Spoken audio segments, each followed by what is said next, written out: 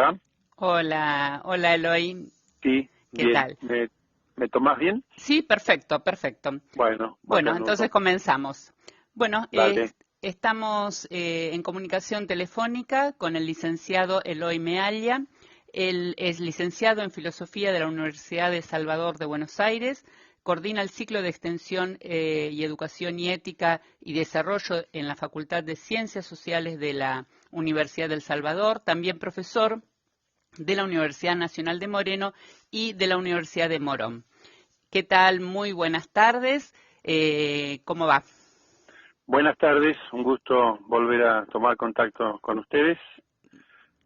Así que Bueno, bueno, hoy otra vez nos convoca esta encíclica Laudato Si como una apuesta a la casa común.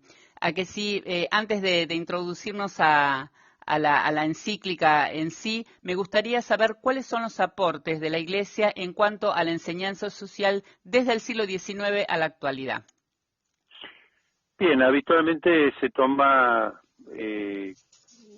la llamada doctrina social de la Iglesia como el aporte que hizo, lo que hace la Iglesia a lo que llama la modernidad o este tramo de la modernidad, que es un concepto muy amplio que podemos decir, bueno, en gran medida tiene que ver mucho con ya al final del siglo XIX y gran parte del XX, donde hay una intervención muy importante que es la llamada Carta Rerum Novarum, o sea, acerca de las cuestiones nuevas, significaría, o las cuestiones que nos preocupan hoy, que eran en ese momento los grandes efectos de la revolución industrial, ¿verdad? Ujú.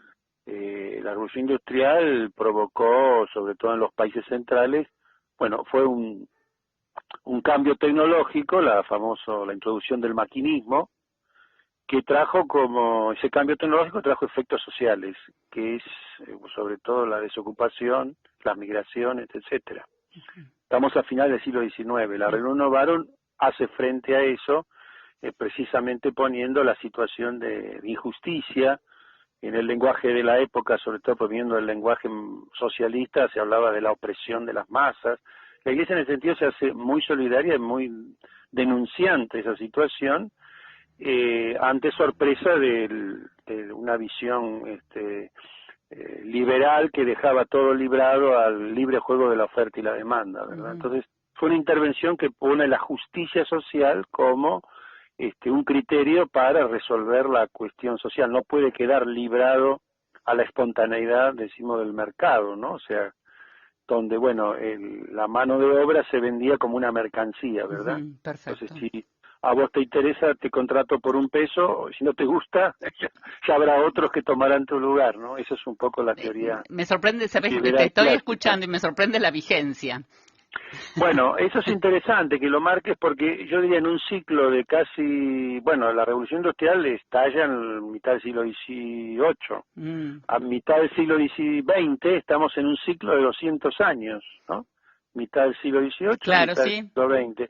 En un ciclo de 200 años también se repite ese mismo escenario, ¿no? Que es Ujú, este cambio tecnológico, que sería hoy día las TICs, ¿no? Las ujú, famosas tecnologías de la información y la comunicación, que traen aparejados efectos sociales, ¿no? O ujú. sea, también desocupación, migraciones. Claro, O sea que hay es un increíble, es paralelismo, increíble. Yo te escuchaba y sinceramente que sentía eso, digo. claro, esto Como que fue, quedamos estancados, digo. bueno, hubo digamos, ese litigio dura 200 años aproximadamente. Digo dura porque algunos consideran que está resuelto. Bueno, estamos hablando de finales del siglo XX ahora, y a finales del siglo XX vamos a poner hacia 1989, por poner una cifra simbólica, uno de los dos sistemas que estaba en puja, o sea, la puja es entre socialistas y liberales, uno de los sistemas, que es el socialista, se derrumba por propia inercia, ¿no? Que es el famoso modelo socialista, sobre todo de las con el liderazgo de Rusia, ¿no? La Unión de Repúblicas Sí. Socialistas Soviéticas, donde en Alemania se expresa precisamente el derrumbe del muro de Berlín, es el símbolo del derrumbe de un sistema. Ujú, Entonces algunos dicen, bueno, se acabó la historia. Ahora este litigio de 200 años entre liberales y socialistas se resolvió con el triunfo de uno, claro, mediante el desmayo del otro. Es lo que se llama la oleada, bueno, neoliberal. claro. Hay un autor, Fukuyama, quizás sintieron nombrar, es un autor de origen japonés, pero norteamericano, asesor de la Secretaría de Estado, que en esos años acuñó una frase que uno puede no coincidir, yo no coincido, pero que me parece de un éxito extraordinario, como ellos tuvo, que es el fin de la historia, ¿no? Llamó así a ese episodio, diciendo, Claro, señores, se acabó la historia, no sigan discutiendo. claro, No es que mañana no va a ser domingo y pasado lunes, claro, ¿no? El fin de la historia es si la historia ha sido en los últimos tiempos una lucha entre dos bloques, socialistas o liberales, por simplificar, ¿no? claro, sí, sí, Uno de ellos ha demostrado su éxito, su valor, entonces ahora es cuestión de extenderlo, de diseminarlo, de globalizarlo. claro. Y de ahí se puso de moda la expresión esa, ¿no? Globalización, ya lleva sus 30 largos años, o Ujú. casi 40 ya, ¿no? Sí, sí, sí, Así que, bueno, en eso estamos. claro. Así que, Ahora, el Papa usa una imagen siempre, que es la imagen del poliedro, ¿no? Para representar claro, esta dimensión integral tanto del desarrollo como de la ecología. ¿A qué se refiere? claro, porque en general las teorías del desarrollo que surgen a mediados de los años 50 del siglo pasado, o sea, después de la guerra, de la Segunda Guerra, se plantea cómo organizar el mundo de la posguerra. Ujú, Entonces aparecen las teorías del desarrollo. ¿Eh? ¿Qué desarrollo? A la socialista, a la manera de la Unión Soviética, o el desarrollo a la manera del capitalismo liberal. Ese es el litigio que claro. dijimos antes. Ujú, Pero sobre todo en el bloque occidental, el desarrollo se va a entender básicamente como crecimiento económico. ¿Cuándo hay desarrollo? Cuando hay crecimiento económico. claro. Entonces, eso sería un desarrollo unilateral. Lo que vos estás proponiendo, rescatando de Francisco, ¿verdad? La Sí, expresión esa, una visión poliédrica o integral del desarrollo, va contra esta visión unilateral y precisamente sostiene que deben ser tenidas en cuenta otras variables, otros aspectos, que técnicamente se dice otros indicadores, ¿no? claro, O sea, un país cuando es rico, cuando es pobre, un país cuando es desarrollado y cuando no es subdesarrollado. Y bueno, claro. Sobre ¿hay todo que medir digo, solamente el crecimiento económico o hay otros aspectos? claro, sobre todo digo porque ese crecimiento que vos decís, lo que menos tiene en cuenta capaz es la dignidad de la persona humana. O sea, no pone en el La, dig- centro. la dignidad de la persona humana, el acceso a bienes básicos, bueno, también la libertad. Un país puede tener mucho crecimiento económico, Claro, pero la sociedad no vive, bueno, lo que habitualmente llamamos en términos democráticos, ¿no? claro. De hecho, Eh, un ejemplo China, por ejemplo. bueno, sería un ejemplo muy actual, ¿no? Donde no Ujú, sabemos exactamente lo que ocurre en China, pero nos resulta muy sorprendente un régimen, parece, según nuestros criterios habituales, muy autoritario o muy, digamos, sin un funcionamiento propiamente democrático, ¿no? claro, claro, tal cual. Ahora, Eloy, el Papa ante la Asamblea de la ONU habló del derecho al ambiente como lo especifica la encíclica. Ahora Sí. bien, ¿por qué crees que es una encíclica que está bastante silenciada? Incluso se la ha tratado de tildar como encíclica verde, algo así como bajarle el precio, incluso capaz dentro de los propios, ¿no? Dentro del marco de la Iglesia. Mira, esto último no sabría decirte porque, bueno, a veces estas cosas se van adaptando y asumiendo con más o menos ritmos, depende a veces los sectores, los aspectos o el lugar que ocupa uno, ¿no? Lo que yo creo es que pone sí de relieve que este desarrollo que estamos acostumbrados a identificar con crecimiento económico y nada más, está llevando a efectos devastadores, ¿verdad? Devastadores desde el punto de vista social y devastadores desde el punto de vista ambiental. Tal cual. Entonces, las resistencias pueden provenir de aquellos que están en una posición de absoluto privilegio y de ganancias a expensas del deterioro social y ambiental de las mayorías, ¿no? Esto evidentemente provoca resistencia, claro. A veces serán más o menos conscientes, a veces más o menos responsables y a veces muy interesadas, ¿no? Porque claro, ven cuestionado su ritmo de vida, su ritmo de producción, su ritmo de consumo. Y en estos días evidentemente estamos todos atravesando una incertidumbre muy grande de que si vamos a poder seguir consumiendo y produciendo y funcionando a la manera de cómo lo veníamos haciendo, ¿no? Claro. Bueno, Eloy, hacemos una pausa publicitaria. ¿Cómo no? y seguimos ¿Cómo no? en un ratito. Bueno, un gusto, hasta luego. Bueno, seguimos, Eloy. Qué rápido. ¿Viste qué rápido que pasó? Ahora bien, se plantea para la agenda del 2030 como desarrollo sostenible. ¿Cuál sería el aporte que daría la encíclica de Laudato Si?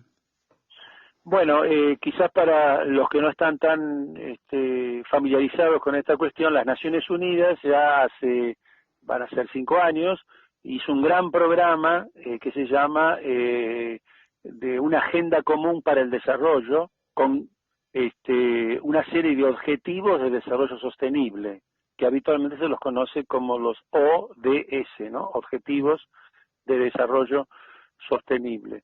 Esto coincidió prácticamente el lanzamiento de este programa de las Naciones Unidas con una visita que hizo casualmente Francisco en ese momento a Nueva York, donde precisamente funciona la sede de las Naciones Unidas. Es una visita memorable porque siempre los últimos papas han visitado las Naciones Unidas, siempre es una voz que es escuchada, que es entendida como una visión desde la ética, desde la sabiduría de la religiosa, que aporta al desarrollo de la humanidad, y el Papa precisamente valora este esfuerzo de la comunidad internacional de por lo menos fijar unos objetivos de desarrollo, ¿verdad? O sea que partimos de una visión, por lo menos desde la Iglesia, de una visión moderadamente optimista de lo que las Naciones Unidas pueden hacer en función del propia marcha de la humanidad, ¿verdad?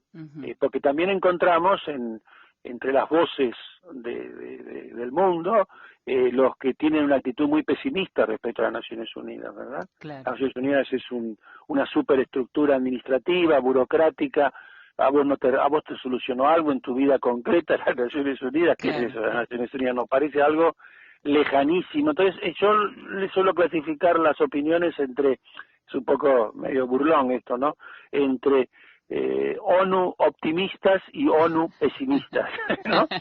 Y a pesar de todo, yo creo que no se trata de optimismo o pesimismo, sino de reconocer que al menos hay un consenso universal, está firmado por la casi totalidad de los países, que marca la agenda después de cada una de las naciones, ¿verdad? Claro. De algún modo todos tenemos que tener en cuenta estos objetivos, que como su nombre principal o su adjetivo principal es sostenible, ¿no? Y entonces habría que abundar qué entendemos por sostenible, que es parte, digamos, de lo que también el pensamiento social cristiano va a estar de acuerdo y va a subrayar. Sostenible es, hay varias a veces definiciones, pero la más clásica indica esto, que lo que hagamos hoy no perjudique a las generaciones futuras, que lo que hagamos hoy seamos responsables de los efectos que va a causar mañana. Esto es el concepto básico, ¿no? Yo puedo extraer muchos minerales de la tierra, pero provocando un desastre porque el tipo de materiales que empleo, por ejemplo el caso de San Juan es el más famoso, Argentina, ¿no? Yo extraigo determinados materiales río arriba, en las altas cumbres, las aguas bajan contaminadas y anulan la industria vitivinícola, que es la tradicional de San Juan, ¿verdad? Entonces, hago un beneficio en el presente, pero a los pocos días río abajo, causa un desastre por la irrigación de las aguas contaminadas, ¿verdad? Tal cual. Entonces, eso sería un desarrollo no sostenible. Sobre eso sostenible es interesante detenerse, porque esto ya hace más de 30 largos años que viene siendo sobre todo en ambientes un poco más académicos, más intelectuales, científicos, pero ha ido poco a poco, como en este caso, las mismas Naciones Unidas lo asume como un paradigma a tener en cuenta para el desarrollo. Pero en estos 30 40 años podríamos decir que se ha agudizado la necesidad de una visión sostenible de la marcha de la humanidad. ¿En qué sentido? Cuando las primeras formulaciones de sostenible decimos que lo que hagamos hoy no afecte a las generaciones futuras, ¿verdad? Bueno, interesante que es esto, qué bueno. No como siempre decimos, bueno, que por lo menos nuestros hijos se beneficien, o bueno, o le dejemos algo más bueno. Más amplio el concepto. Claro, pero hoy día podríamos decir que ya no es una cuestión de una responsabilidad intergeneracional, o sea, que nuestra generación deje un legado responsable, sino que en nuestra propia generación ya sentimos los efectos de nuestras conductas. Claro. Es intrageneracional, ¿no? Dado que se ha agudizado esto, lo que hagamos hoy con nuestro modo de producir, nuestro modo de consumir, nuestra relación con el medio ambiente, ya va a tener efectos en el presente. Claro. No hace falta esperar a los hijos de los hijos. Claro, eso es una agudización, ¿no? De la cuestión social, económica, política de nuestro tiempo. Ahora, por lo que me estás diciendo, el Papa también habla siempre de la cultura del cuidado. ¿Qué es lo que propone? Bueno, el cuidado se convierte como en una categoría muy, muy actual de precisamente algo que hace a la ética básica, yo diría cristiana, por cierto, pero podríamos decir que cualquier persona de buena voluntad esto lo puede entender, ¿verdad? El cuidado precisamente supone que, como ha dicho casualmente con esta crisis sanitaria que se ha desatado a nivel mundial, ¿no? El mismo Papa habla de que nadie se salva solo, ¿verdad? O sea que aún por propia supervivencia, ya no necesariamente por una perspectiva altruista de que me ocupo del otro, sino aún por mi propio beneficio, el cuidado del otro se convierte en una necesidad para mí, ¿verdad? Y esto es muy importante, porque si yo no cuido mi relación con los demás, eso se me va a volver en contra en algún momento, ¿no? Claro. Por ejemplo, la desigualdad espantosa que vivimos, ¿no? La desigualdad, ¿no?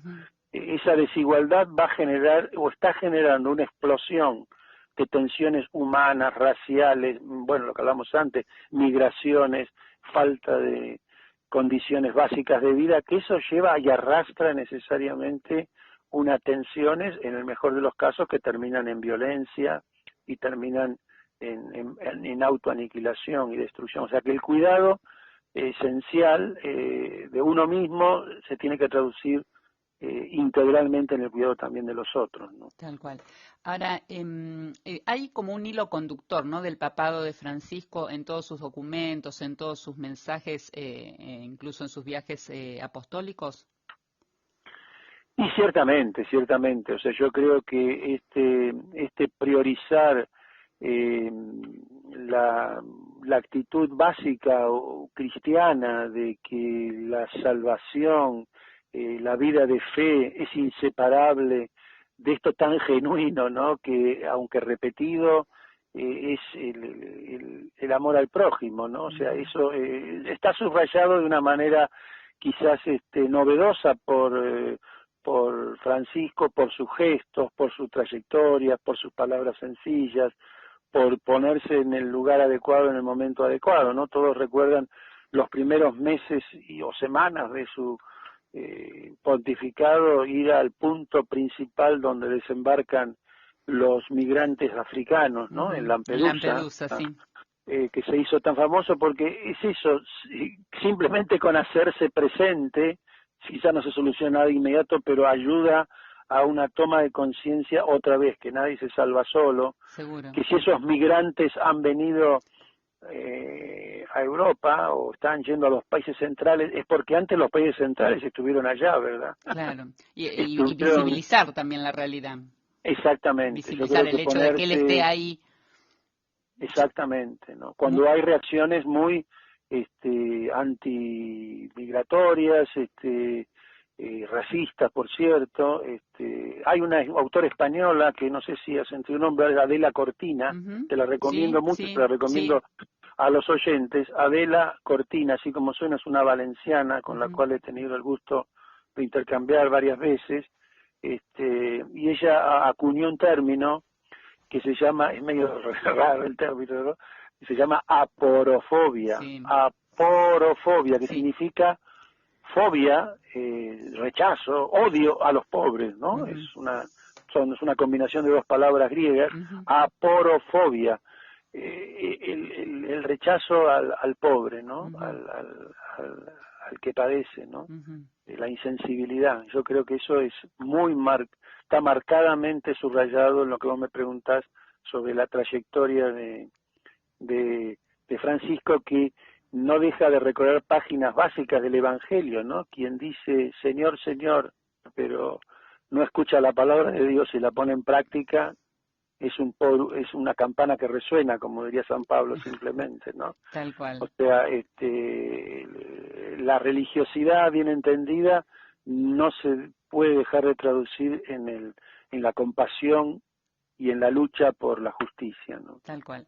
Eloy, bueno, ahora hacemos la publicidad de la radio y y nos reencontramos. Nos reencontramos. Bueno, un gusto. Hasta luego.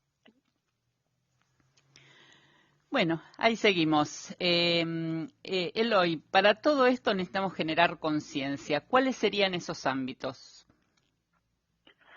Bueno, por ejemplo, en la carta Laudato Si, a mí sí me llamó la atención algo que también está relacionado con la vida cotidiana, ¿no? Porque muchas veces podemos decir, bueno, en definitiva se necesita un cambio de estructuras, ¿verdad? Un cambio de sistema, o hay que mejorar el sistema, etcétera. Yo creo que las dos puntas, ¿no? Y en el medio hay muchas cosas intermedias. Las dos puntas son muy importantes, ¿no? Entonces, una mirada integral, como vos marcabas al comienzo, o una mirada poliédrica, ¿no? O sea, un poliedro que tiene varios lados, a eso nos estamos refiriendo.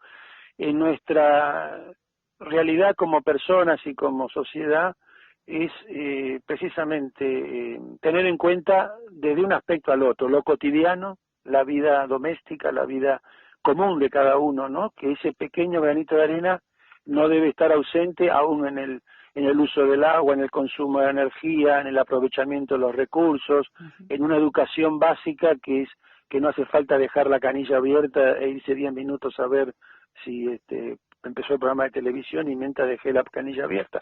Digo, son detalles que uno reconoce que en su vida ha tenido, ¿verdad? Seguro.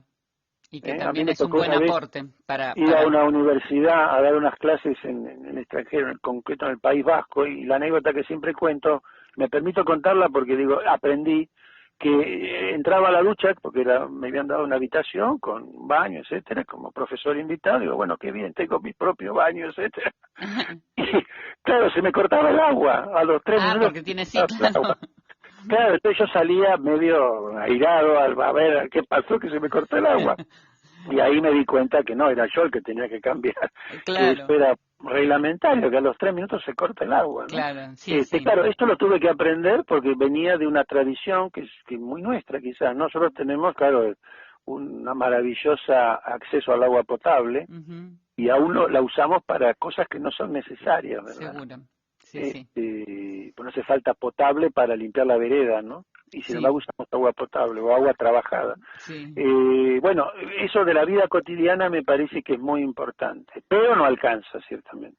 Obviamente. Vamos al otro extremo.